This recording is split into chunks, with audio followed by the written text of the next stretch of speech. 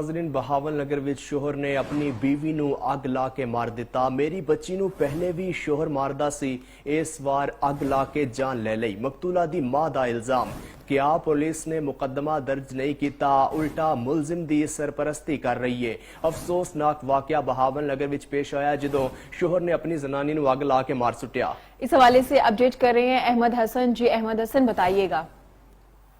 جی بالکل، یہ بہاول نگر کے نوائی علاقہ مکلوڑ گنج میں افسوسناک واقعہ پیش آیا۔ شوہر جلاد بن گیا۔ گھریلو ناچاکی پر شوہر نے 26 سالہ اپنی بیوی کومل کو پٹرول چھڑک کر مبینہ طور پر آگ لگا کر قتل کر دیا گیا۔ مقتولہ کی والدہ کا کہنا ہے کہ پہلے بھی میری بیٹی کو مارتا پیٹتا تھا، لیکن آج تو ظلم کی انتہا کر دی ہے۔ ظالم شوہر نے میری بیٹی کو کمرے میں بند کر کے پٹرول چھڑک کر آگ لگا کر میری بیٹی کو قتل کیا ہے۔